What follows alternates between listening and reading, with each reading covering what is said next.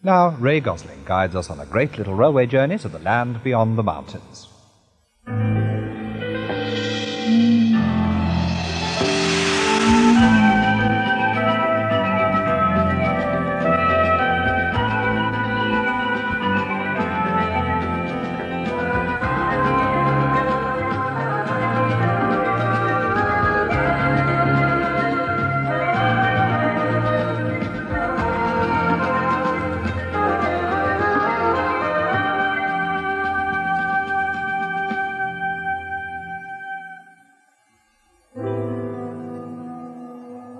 This is a journey to a strange place in the extreme north of Portugal.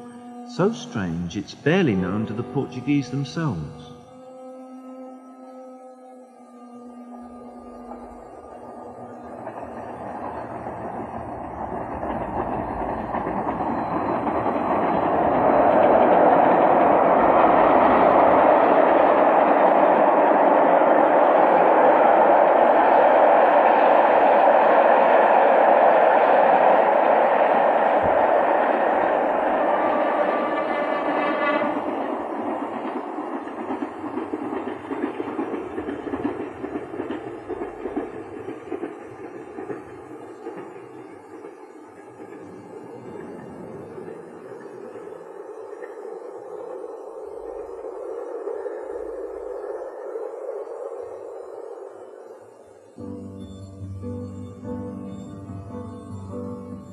The journey began in the obvious place, Oporto, second city of Portugal of 500,000 people on the Atlantic shore. Remember, Portugal is an Atlantic, not a Mediterranean country. And the Portuguese so proud they were the first Europeans to discover Bermuda, Labrador and Brazil, Formosa and Japan. They've always been leaving their country in droves, most recently to work in France and Germany. And come down the main street in Oporto to the railway station. There every day a blind girl sings the same verses of the same sad song.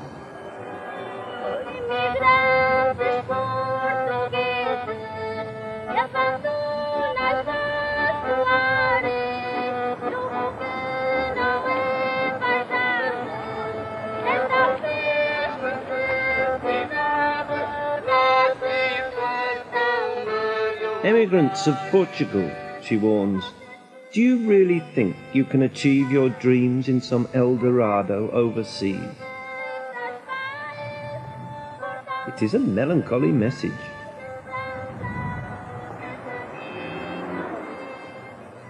Well, what do you think about the grapes, Peter? Do you think And immigrants have come to Portugal, the British mainly, who created the port wine trade.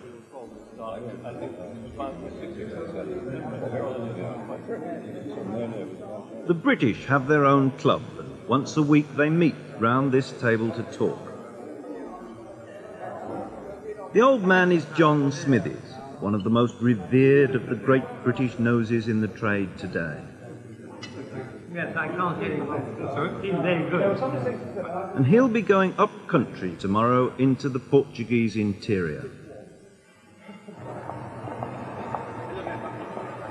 And if you're going up country, the easy way is on the train, from São Bento station in the heart of downtown Oporto, with a ceiling high as a cathedral.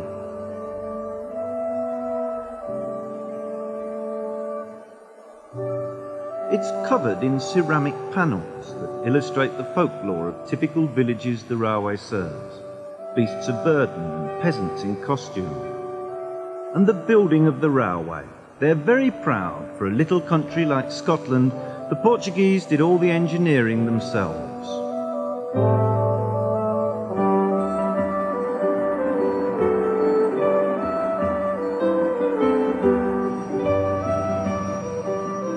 The trains are quite fast. Both classes out of Oporto pretty comfortable.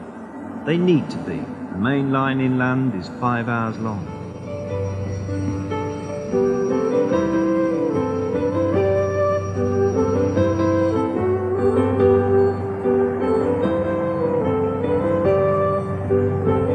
Single track, but journeys ran to time, nationalised of course, subsidised, yes. They have strikes sometimes, The trains are very well used and the lavatories clean with soft paper and running water.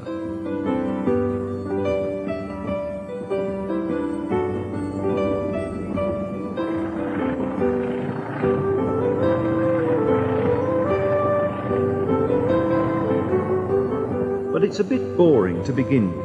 Until about 2 hours up country you turn a bend and there it is. The great River Douro.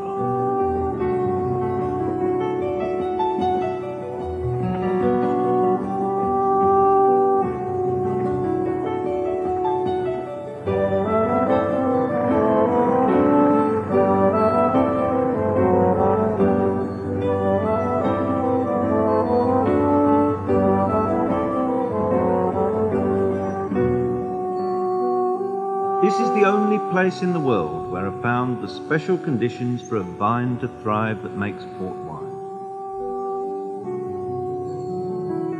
The River Douro, River of Gold. And perched up are the rich houses, here and there, looking like castles of big estate farms.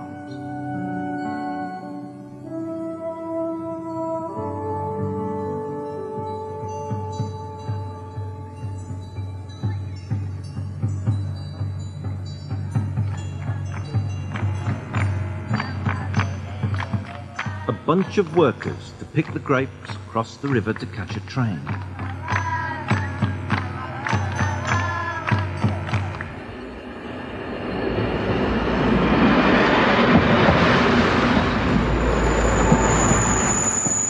Extra workers are needed for the harvest, and they come from all over, mostly of farming families themselves. These are families who own a small holding of cabbages and potatoes, and some wine they'll grow themselves, but it'll be ordinary wine. They come to farms inside the port wine area, contracted in for the fortnight to harvest at a big-name vineyard.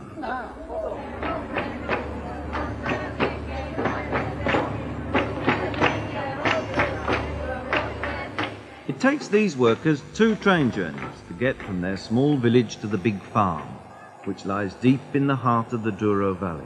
And here they'll work for the next fortnight for an English owner.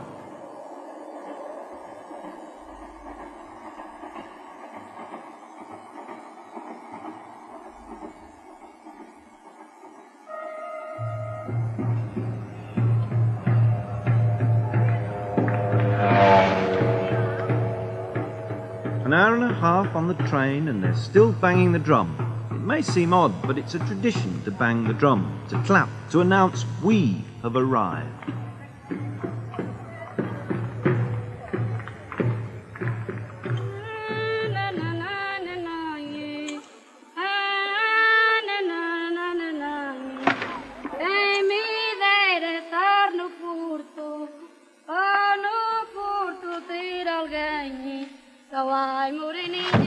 Of course they get paid by the farmer. Never enough, they say. 100% more they want.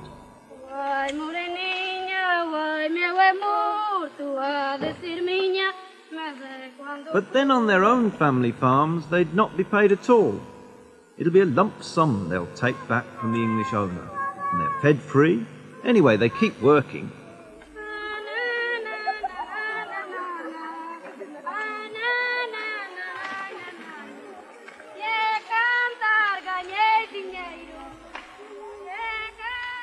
And they sing melancholy songs about love and love lost, money and how easy come, easy go it all is.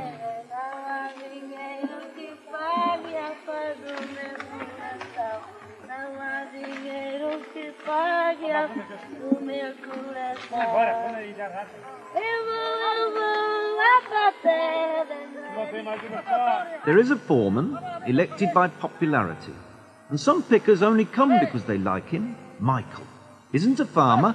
Back in their village, Michael works on a hydroelectric dam.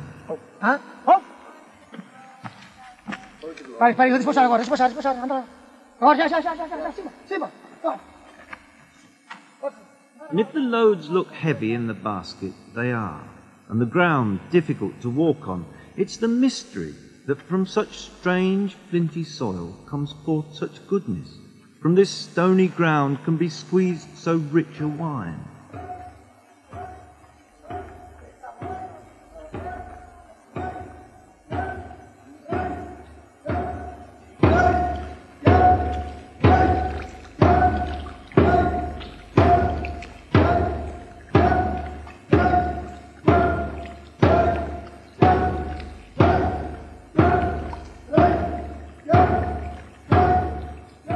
They do this in the evening for extra money.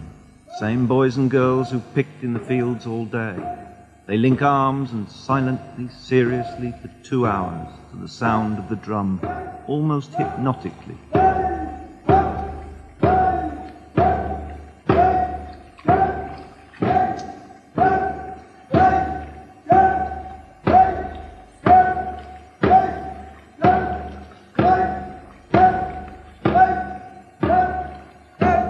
It's better by bare feet than machinery, apparently.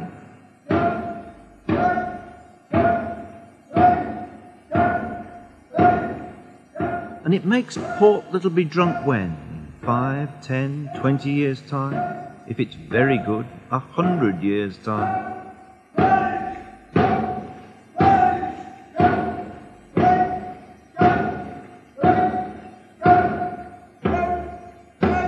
There is a timelessness about port. When you think these treaders' parents' feet did it, same rhythm, did this, and their grandfathers' fathers, and so on, and so on, and so on.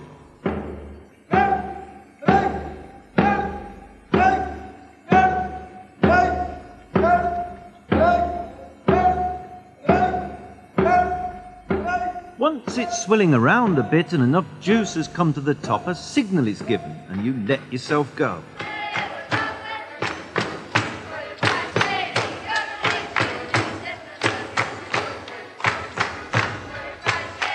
Dance in the tank, and the tune they dance to is Who Made Your Boots? They go on till midnight when the sexes separate.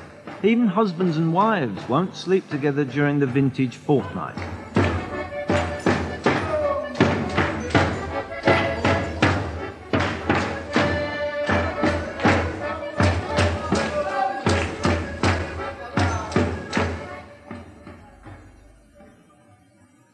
And you still have to be up to get to the fields for 7 o'clock in the morning.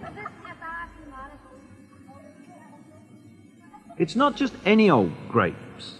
It's a unique gift of God to this valley, as the modern poet of the region puts it. Paraíso da aguarela forte das vinhas, que entram em ondas verdes pelos olhos. Paradise of the strong watercolour of the vineyards, entering the eye like green waves. Vinhas, sei lá, são a própria vida desta gente. Vineyards that stand within these people's life.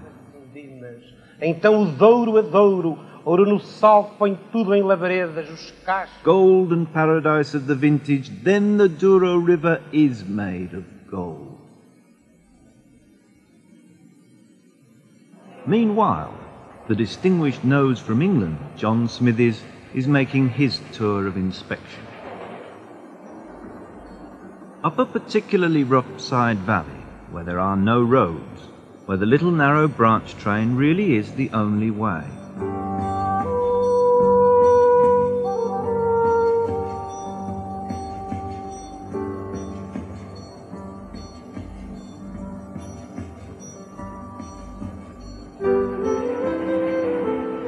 Smithies lives in Devon now. He's retired, but still comes back for the vintage. He is the Smithies of Cockburn Smithies, son of his father who did all this before railways on horseback. Today, he's visiting on behalf of the firm a small farmer he's known for donkey's years, who's also the village padre.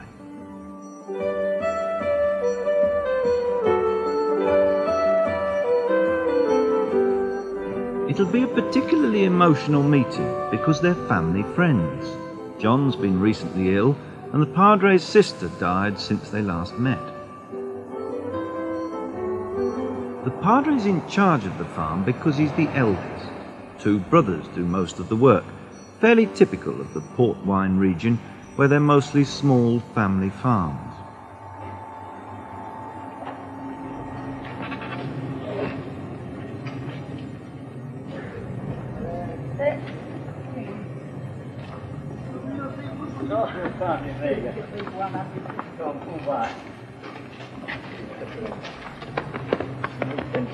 Sempre estado bem? Sempre estado bem? É? Eu tenho estado um bocado mal de garganta. Bem, estou bem, agora bem. They both should have retired properly by now, but they haven't, and they won't. There was a time when the Padre would roar away from the station with Smithies on the back of his Royal Enfield motorbike.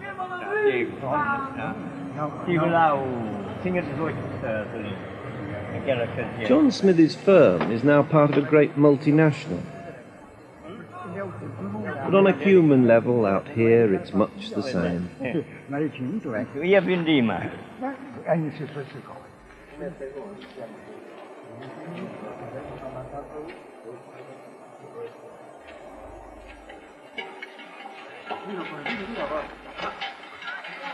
Other small farmers also bring their grapes to the Padres to be crushed into wine.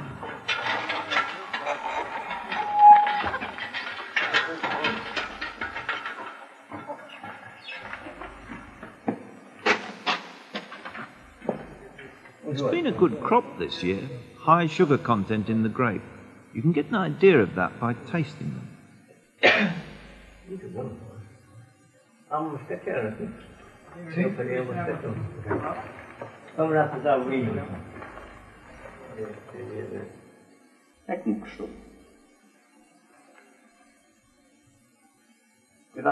But of course they use instruments. More meticulous it's becoming as Portugal wants to enter the common market.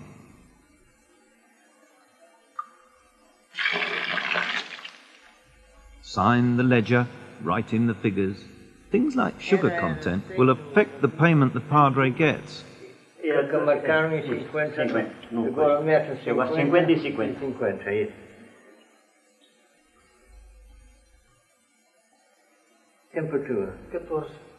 And temperature's important. Only when it's just right can the pure grape brandy be added that fortifies the wine to make it port. Muito bem. Very good. Very good. Muito bom. Agora cuidado. It's a dickens of a business, and when they get it right, the port will rest in these casks.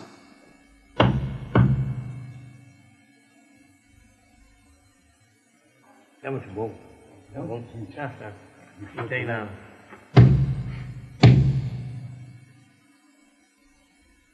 They have to be clean, smelling only of wood and the spirit, never detergent.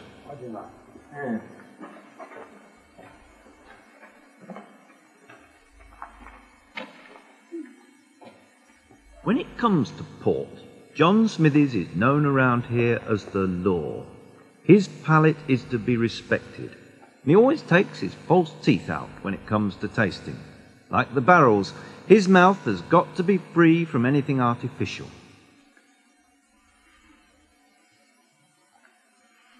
Acho bom. Very good. Excellent. Muito bom, mesmo muito bom. Maravilhoso. Deixei que os portugueses gostam e bebem pouco. Mind you, the Padre says about port, the trouble is the Portuguese don't drink enough of it themselves. Oh, I don't know. The British port and lemon in the pub trade's almost disappeared. Britain's now been overtaken by France as the #1 customer.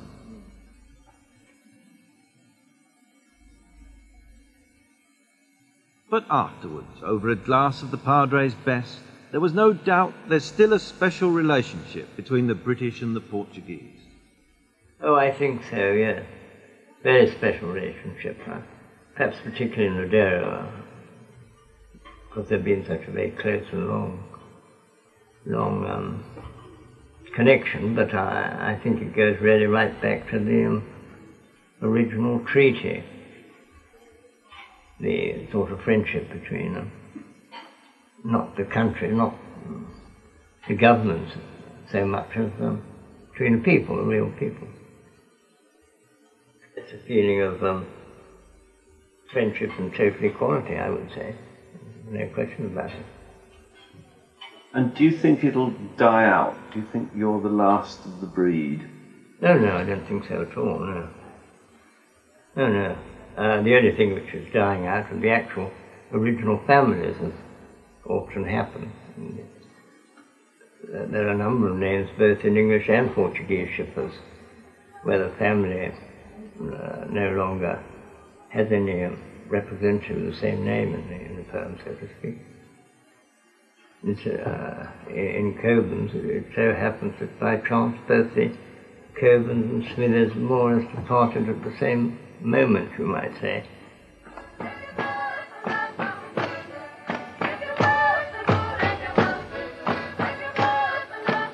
At last, when all the work's done on the big farms, it's time to celebrate. Congratulations to an English owner for having a good crop. And a posy for his wife. Viva, viva the vintage. Viva to the owner. Viva to all of us. Haven't we done well?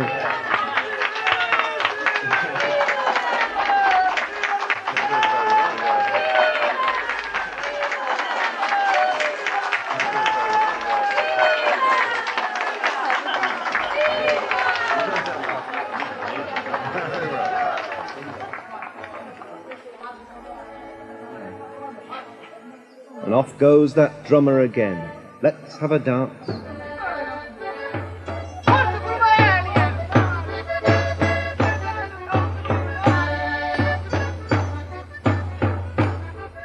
This farm may belong to an Englishman, but the owner couldn't do it without the people. Same lot, be back next year to gather in another harvest of the River Douro's gold.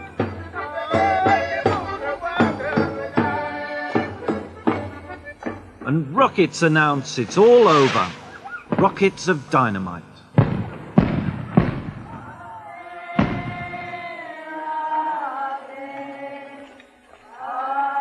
As the season dies, the people give thanksgiving for another year, another vintage, safely harvested all over the place.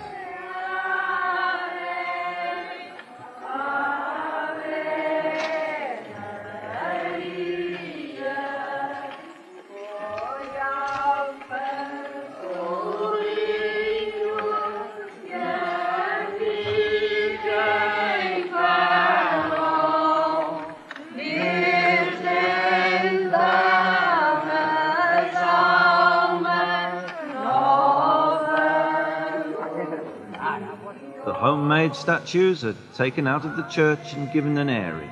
Walked around the village. It's very simple. Everyone joins in. A Maria Concebida sempre Nossa Senhora das Neves. Pouco da graça e beleza no jardim da fornação e na cor de Jericó de Portugal essa flor, glória da nossa terra.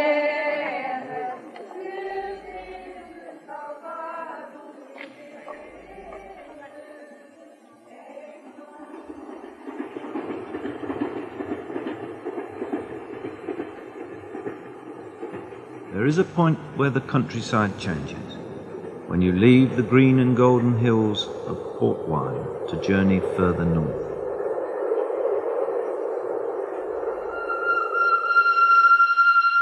And that part of the journey is ushered in by the sight of a little old steam engine, the last of its kind at work, fussily putting together a rag bag of very mixed rolling stock.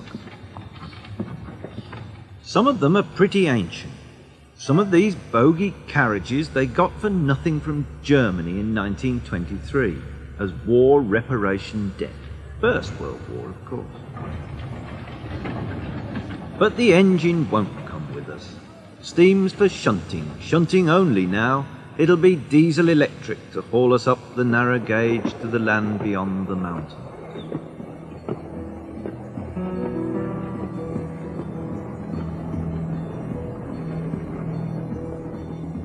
There's 4 trains a day go up and before come down this province which few Portuguese visit and only a handful of British railway enthusiasts.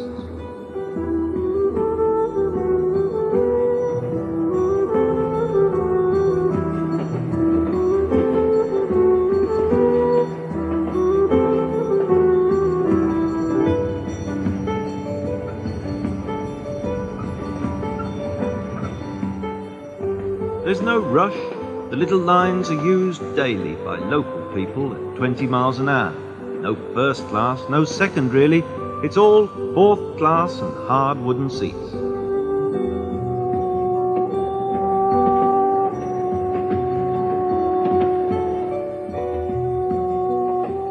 There are little towns. You can find them on the map, but we don't want to stop there. It's a big province this, 500,000 people, and most still live in the villages.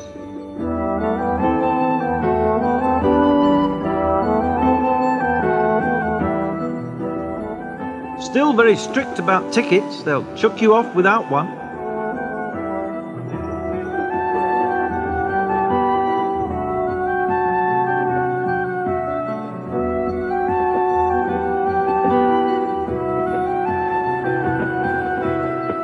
As Manuel, the ticket collector, explained, I think the line is very necessary, indispensable.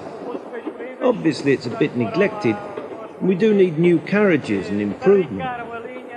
The people here are of very slender means, living on agriculture. They use this line for short trips. Some bus fares are now cheaper, but the narrow lines are the only means of transport to certain areas. Recently people thought it was going to be closed. That was a rumour. But they fought by all possible means. The people went to the authority. They blocked the line in 3 or 4 places by force to prevent it being closed.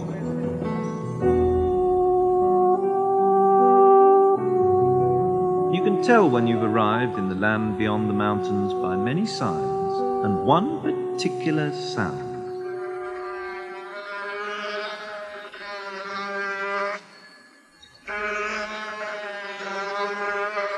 They've invented the wheel.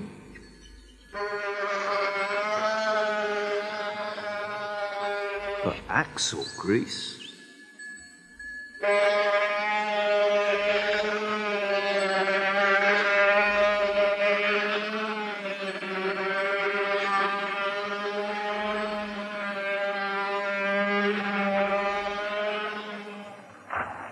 In a field at dusk, between 2 villages, a bullfight. The honour of each village at stake.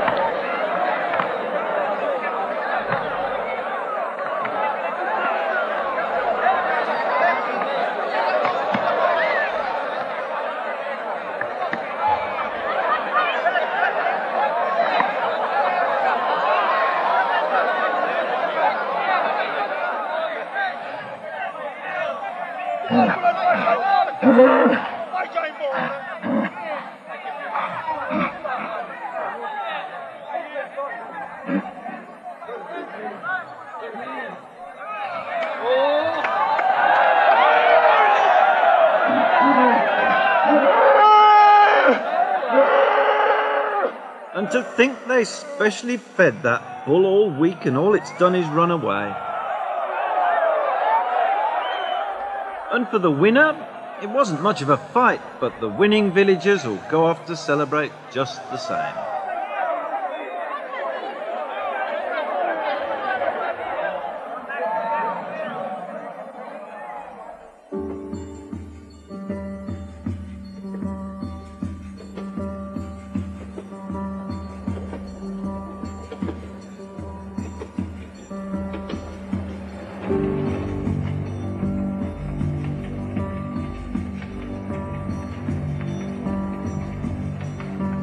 The drivers of the diesel locomotives play a tune up here to tell the wild world they're coming round the bend, a cantata for diesel electric.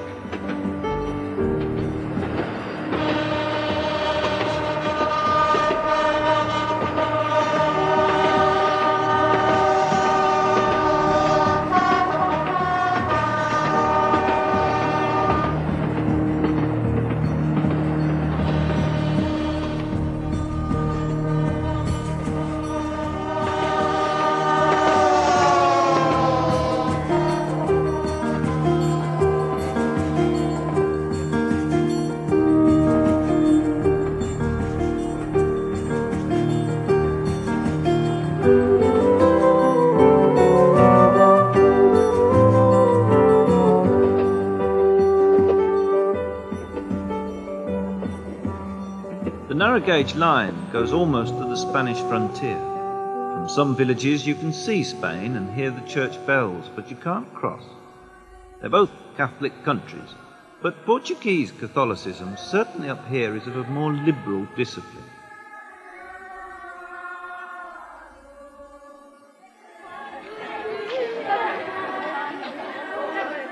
There's a young priest with a parish on the border who's been on the telly sermonising sociologically, saying that his people must strengthen their antiquity and bring back old customs. Olha que galo é esse? Isso vai para com isso.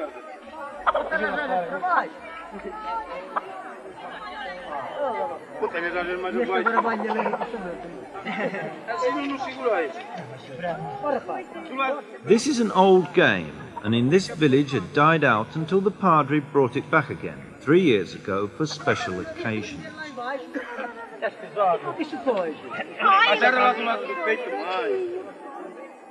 Only the very old could remember it, but Padre thought the young generation should know about their traditions properly, and the youth club all take part, of course.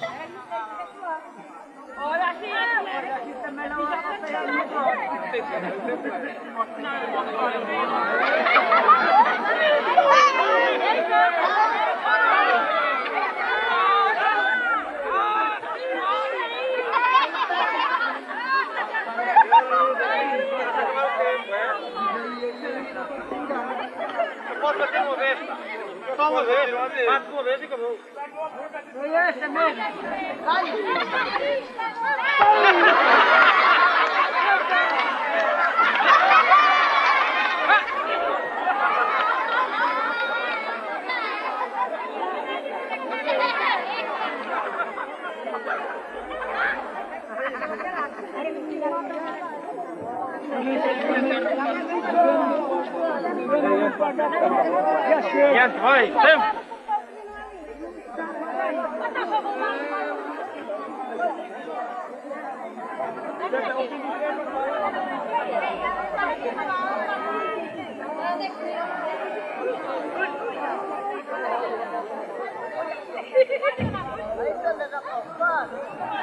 Bala palpar com pau, é? Bala palpar. É quanto der, tá?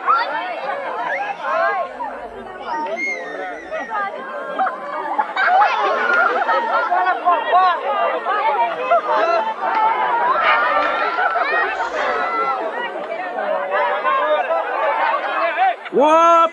That lad's cheating.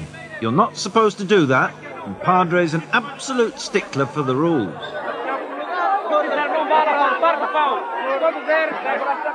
The priest says, since he reintroduced the game, no one has ever hit the cock. It's almost impossible. But the one who gets closest, of course, wins the bird for his or her dinner. The priest of this parish is popular, but he's not just interested in games. Life is very basic. Not everyone has electricity even.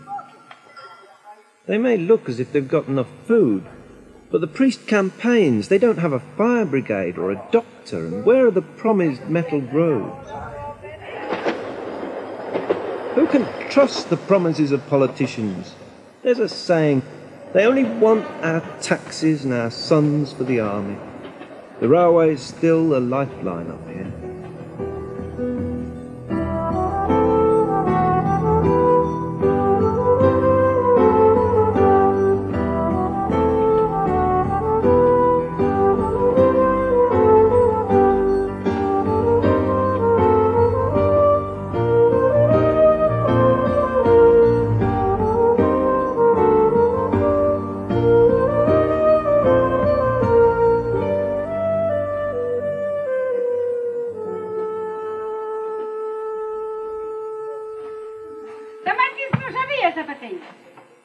The greatest success of Padre's campaigning has been to rebuild about half a dozen ovens, like this one, lying derelict for 5 years. They're a tremendous success. It's cheap and simple. No rates, no rent. The corn is local corn. Bracken the heat. About the only cost is the salt and labour. They do it in turns. Ici, tout le monde reste content. And baking this morning was Palmyra, who can speak French. She'd worked with her husband for 20 years in France. Now they decided to return to their home village. Everyone has to leave to earn, she said, because there are no factories here, and they earned a lot of money in France. It's a pity. Portugal is such a happy place. In France, everyone's so miserable. So you come back home for a laugh. Here it is friendly and pretty and happy, and everyone's singing, even at night. It's because it's over there. In France, everyone unhappy, perhaps because they've got a lot of money. Much money, it's no good. It's not necessary to have such a lot.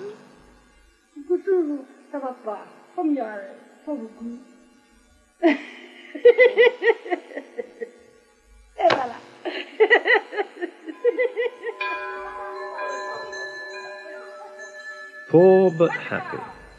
There is a community in the villages in the land beyond the mountains. Sometimes it looks simply antique, no disguising its hard. But stick around for a little time, and you hear of something else going on. It's to do with the most interesting statistic in this parish. There's twice as many donkeys as people. And they've found an extra use for them. Smuggling. So not all the fit and strong have to emigrate. But what is the contraband exactly? Transaction is of all things. Whiskey, Portuguese to Spain. codfish, Codfish from Spain to Portugal. Cows, old cows. Old cows from Spain to Portugal, and the new gills from Portugal to Spain. This year ago, potatoes. Because in Portugal there are not sufficient potatoes from our consumption. Apples, and so on. Many fruits from Spain to Portugal. Dope also from Portugal to Spain, or the reverse. Also, drugs. I think the drugs. Not many times, but I know. Is it a sin? I mean, do you preach against it? What a world away from the green and golden river of port. And strange, the Portuguese who discovered so much of the world by sea so many centuries ago have missed this bit of their own country. It's thought a paradise by those who live here. A hard, strange, stony paradise.